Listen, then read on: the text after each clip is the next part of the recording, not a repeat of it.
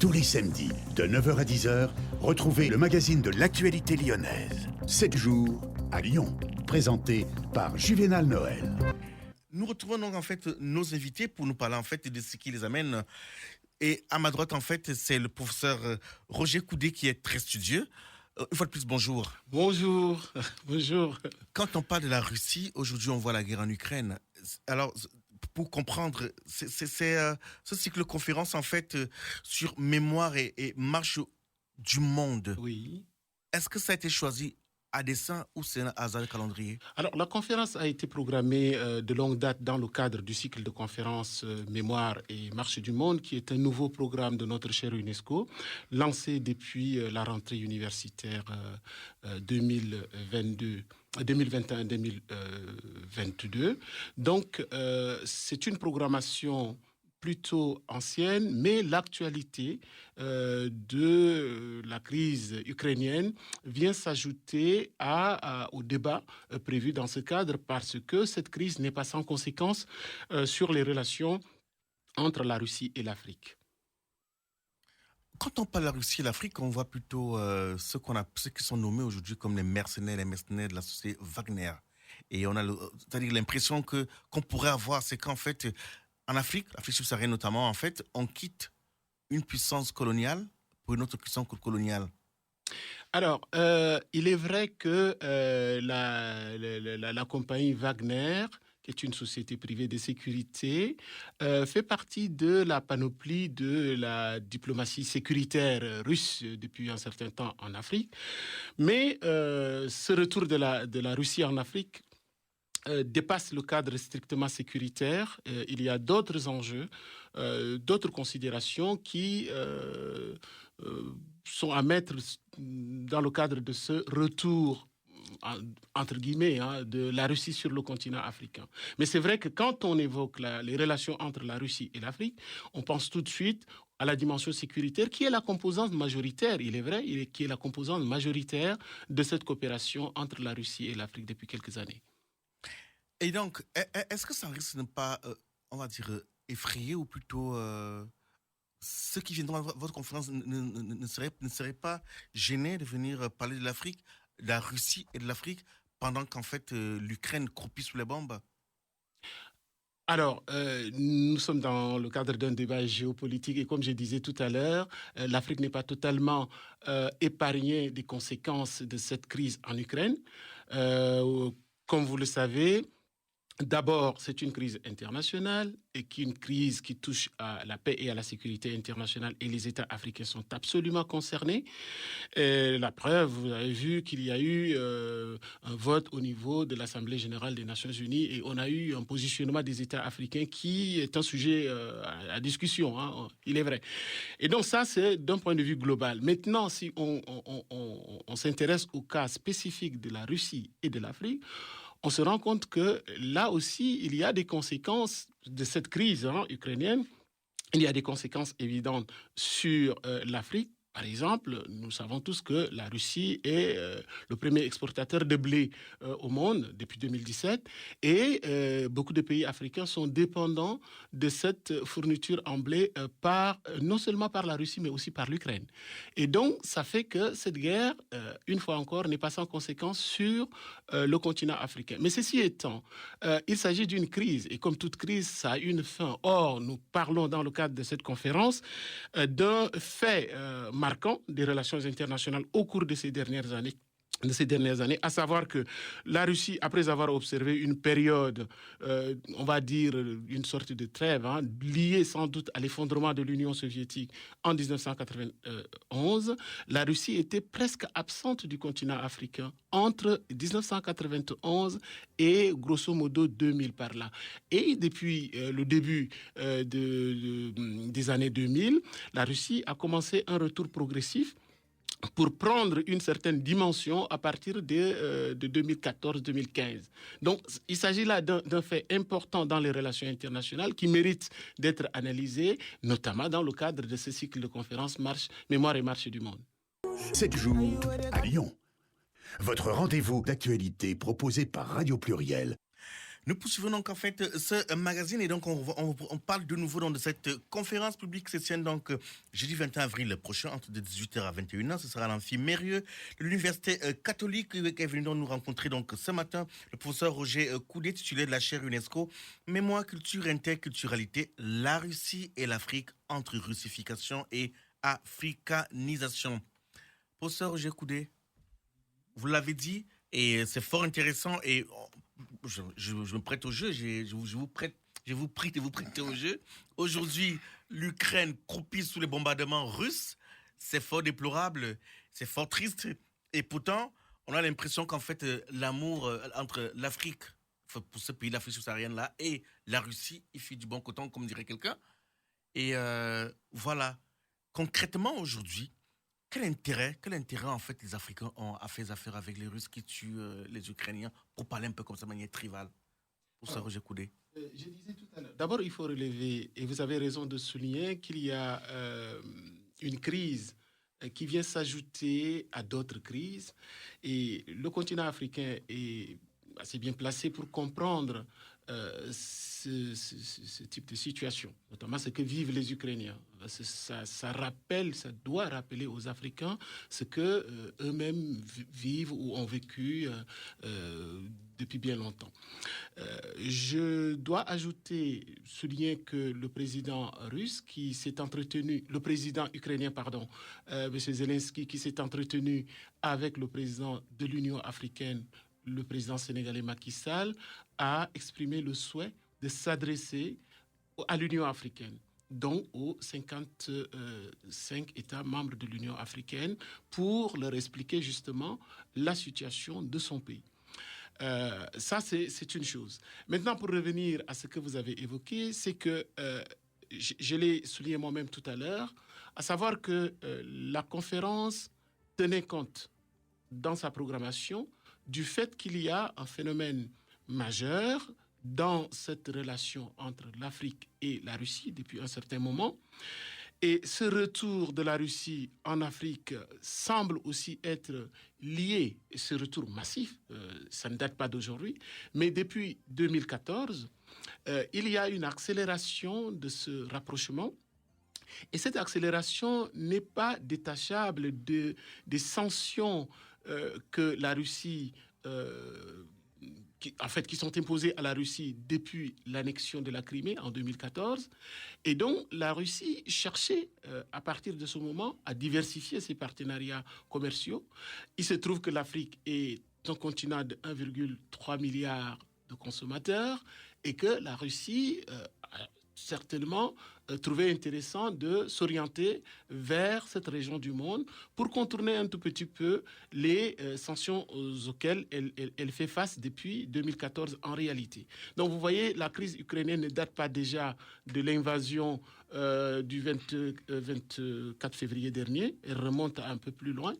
Et de la même manière, la stratégie de positionnement ou de repositionnement de la Russie en Afrique ne date pas d'aujourd'hui non plus, elle remonte aux années 2000. Et donc c'est pour nous intéressant d'analyser ces phénomènes du point de vue de la géopolitique internationale, du point de vue des relations internationales. Alors, pour comprendre, de quoi parlera-t-on concrètement durant cette conférence? Alors, on parlera d'un certain nombre d'enjeux liés à cette coopération entre la Russie et l'Afrique. Je dois dire qu'il y a une sorte de convergence d'intérêts pour les deux parties. Donc, indépendamment de la situation de crise actuelle, je veux dire qu'il y a une sorte de convergence d'intérêts. Du côté africain, il y a ce souci de pouvoir diversifier les partenariats à l'international. Entre autres, pour ne pas être trop dépendant du rouleau compresseur chinois, parce que, comme vous le savez, la Chine est très présente en Afrique. Elle est présente dans pratiquement tous les pays africains, sauf deux, à savoir le Burkina Faso et les Swatini, c'est-à-dire l'ancien Swaziland, qui sont des pays qui ont des relations diplomatiques avec Taïwan. Autrement, la Chine est présente avec 52 ambassades sur le continent africain, ce qui est quand même, ce qui place la Chine au premier rang. Devant les États-Unis, 48 représentations, la France, 47 représentations, etc. Donc, les États africains, progressivement, cherchent, au fait, bien que profitant aussi, trouvant intéressant ces partenariats, cherchent à diversifier leurs partenariats pour ne pas trop dépendre de la Chine, mais cherchent à diversifier aussi leurs partenariats pour ne pas trop dépendre de leurs alliés traditionnels que sont les pays occidentaux. Donc ça, c'est du côté africain. Maintenant, du côté russe, je l'ai évoqué tout à l'heure, la Russie cherche à se repositionner aujourd'hui comme une puissance de rang mondial, après une parenthèse d'absence due à l'effondrement de l'Union soviétique, la Russie essaie de se redéployer sur pratiquement tous les terrains où était présent l'ex-Union soviétique. Et l'Afrique est en quelque sorte l'une de ces régions du monde qui permet à la Russie justement d'assurer un tel positionnement. Parce qu'avant de s'intéresser à l'Afrique, la Russie a d'abord cherché à s'intéresser à son étranger proche, comme on dit là-bas. Ensuite, elle va déployer sa diplomatie en direction de certains partenaires un peu traditionnels aussi, comme les pays d'Amérique du Sud, Cuba, Venezuela, ou des partenaires commerciaux comme la Chine, l'Iran, etc. Et progressivement, la Russie va commencer à déployer une entrée massive sur le continent africain, à partir de l'Afrique du Nord, l'Égypte, l'Algérie, mais surtout à partir des alliés traditionnels de l'ex-Union soviétique, dont l'Angola, le Mozambique, l'Afrique du Sud, on va dire l'ANC, puisque l'Afrique du Sud actuelle, en fait, c'est surtout l'ANC que l'Union soviétique a soutenu massivement dans la lutte contre l'apartheid, etc. Donc, ce qui fait qu'aujourd'hui, la Russie est présente en Afrique de façon extrêmement importante. En termes de comparaison, une fois encore, il y a 40 ambassades russes en Afrique, ce qui n'est pas rien. Vous me direz qu'il n'y a pas forcément un lien. On a noté que certains États africains, ou la plupart des États africains, n'ont pas toujours voté en fait des sanctions contre la Russie par rapport en fait à ce qui se passe en Ukraine. Quel regard portez en fait les intellectuels que vous êtes sur cette attitude-là? Alors, ce vote africain peut être interprété de différentes manières. D'abord, beaucoup d'États africains ne souhaitent pas se mêler des affaires extra-africaines. Et donc, pour la plupart des États africains, la crise ukrainienne relève de la responsabilité de l'Europe, d'abord. C'est-à-dire que c'est une question qui intéresse et qui doit concerner d'abord l'Europe et non pas directement les États africains. Ça, c'est une possibilité d'interprétation. Un autre aspect peut être lié au fait que ce rapprochement extrêmement important de la Russie avec l'Afrique, ce n'était pas non plus fortuit parce que la Russie sait très bien que l'Afrique compte 54 voix au sein des Nations Unies et que les 54 voix peuvent être utiles, surtout pour un pays qui fait, depuis un certain temps déjà, face à des sanctions internationales. Et donc, le fait que certains États africains se soient abstenus, parce que c'est ça aussi, ils n'ont pas voté pour la Russie, ils se sont abstenus massivement, il y a que 2 ou 3 États qui ont voté carrément contre la résolution, à savoir l'Érythrée, le Mali, etc. Donc, la position de l'Afrique est une position quelque part un peu traditionnelle, à savoir que, en général, l'Afrique ne souhaite pas se mêler des affaires extra-africaines. La question, je la pose de nouveau, en fait, à Roger Mazoua Koudé. J'ai eu une réponse, mais je voudrais insister un tout petit peu. Oui. Est-ce que le risque n'est pas de partir d'une puissance coloniale et du néocolonialisme, en fait, et se retrouver encore entre les mains, en fait, d'un autre rouleau compresseur plus africain? Alors, il y a 2 choses que je dois relever. D'une part, la relation ou la coopération entre l'Afrique et la Russie ne date pas d'aujourd'hui. Il vous souviendra que l'ex-Union soviétique faisait partie des soutiens aux peuples africains en lutte pour leur autodétermination et dont l'Union soviétique a massivement soutenu les États africains dans cette lutte pour les indépendances. Il vous souviendra également que la fameuse résolution 15-14-15 du 10 décembre 1960 a été initiée par la Russie, par l'Union soviétique, c'est-à-dire la résolution des Nations Unies portant sur l'octroi de l'indépendance aux pays et aux peuples colonisés. C'était à l'initiative de l'ex-Union soviétique et a recueilli 89 voix à l'époque contre 9 abstentions et 9 votes contre. Et donc, vous voyez, pour revenir à cette époque, la Russie était déjà présente en Afrique au travers de son soutien à la lutte contre la colonisation ou à la lutte pour l'autodétermination des populations africaines. La deuxième chose importante pour les Africains en souvenir de l'ex-Union soviétique, c'est le soutien que l'Union soviétique a apporté à la lutte contre l'apartheid en Afrique australe. Et donc, ça fait partie de ces éléments sur lesquels s'appuie aujourd'hui la Russie pour développer cette relation avec l'Afrique. Mais maintenant, il est important d'ajouter une chose concernant cette évolution des relations entre la Russie et l'Afrique, à savoir qu'au-delà des intérêts, au-delà de ce partenariat que les Russes suggèrent comme étant aussi gagnant-gagnant, c'est le discours que tiennent également les Chinois, mais au-delà de ces considérations, il y a des profondes divergences idéologiques entre l'Afrique et la Russie. Il faut pas l'oublier. Par exemple, vous savez, la crise ukrainienne, pour y revenir, la Russie a une position qui est très favorable au séparatisme. Et ça ne date pas de la crise ukrainienne. C'était déjà le cas en 2008 avec la crise géorgienne, où la Russie va intervenir dans ce pays, susciter la création de 2 nouveaux États de toutes pièces, l'Ossétie du Nord et l'Abkhazie. Et donc, la Russie va soutenir le séparatisme géorgien. Elle va soutenir le séparatisme ukrainien avec les 2 provinces qui vont proclamer leur indépendance et être reconnues tout de suite par la Russie.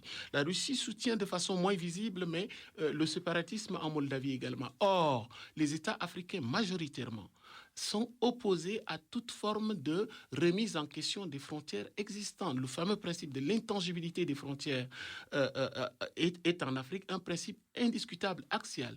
Une autre chose qui fait qu'il y a une divergence de fond entre la Russie et l'Afrique sur le plan idéologique, c'est par exemple la pratique d'ingérence récurrente de la Russie dans les affaires de ses voisins. Or, nous le savons tous, les États africains qui ont souvent été victimes des ingérences extérieures ne voient pas d'un bon œil des politiques d'ingérence. Et enfin, le recours plus ou moins facile de la Russie à la force dans les relations internationales n'est pas non plus de nature à rassurer les États africains qui, une fois encore, ont souvent été victimes de ces pratiques-là. Donc, vous voyez, au-delà de ce qu'on peut considérer comme un partenariat gagnant-gagnant parce que l'Afrique a besoin de la Russie, ça c'est clair, on le voit dans de nombreux domaines, pas seulement sécuritaires. La Russie a besoin de l'Afrique parce qu'elle se trouve dans une position où elle a intérêt à diversifier ses partenariats, mais sur le fond, il y a quand même un certain nombre de divergences qui font partie de ces questions que nous allons aborder dans le cadre de cette conférence. Et donc, rappelons que cette conférence se tiendra donc jeudi 21 avril prochain. C'est à l'Université catholique ici à Lyon, 10 place des archives.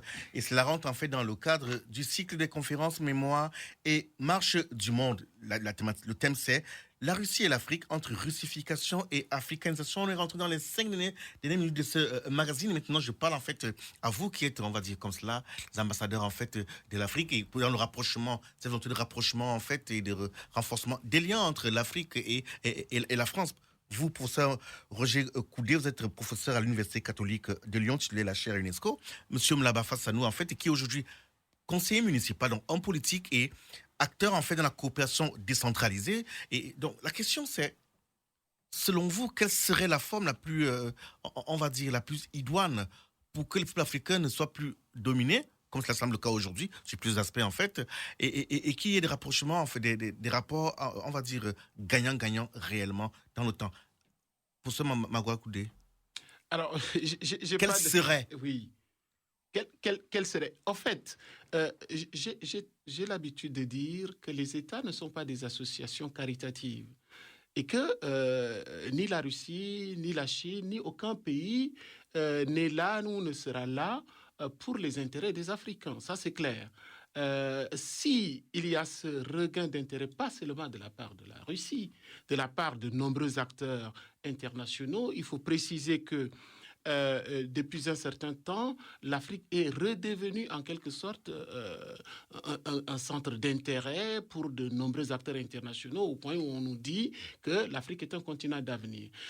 Notre analyse, elle est simple, c'est-à-dire que cet intérêt pour l'Afrique porte précisément sur un certain nombre d'enjeux, à savoir, l'Afrique est un réservoir de matières premières qui intéresse tous les acteurs internationaux, et la Russie en fait partie.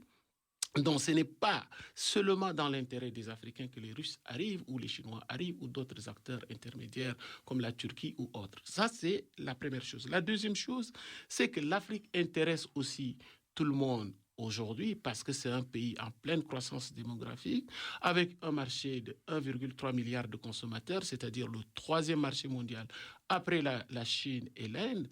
Et une troisième chose importante à ajouter, et cela est valable aussi bien pour les Russes que pour les Occidentaux, que pour les Chinois, que pour les Indiens, que pour les Japonais, l'Afrique, c'est 54 voix au sein des Nations Unies. Donc, c'est tout ça qui fait que l'on s'intéresse à l'Afrique. Donc, c'est aux Africains maintenant de savoir comment défendre leurs propres intérêts tout en diversifiant leur partenariat à l'international. Mais le salut ne viendra pas de l'extérieur, ça c'est clair.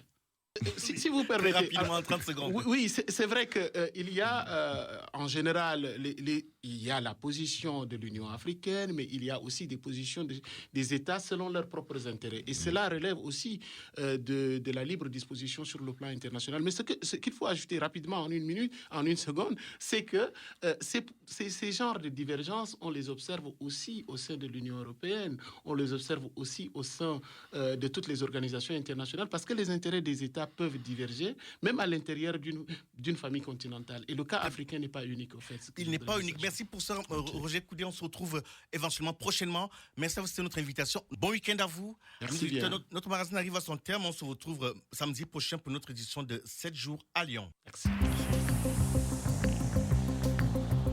C'était 7 jours à Lyon. Bonne semaine avec Radio Pluriel.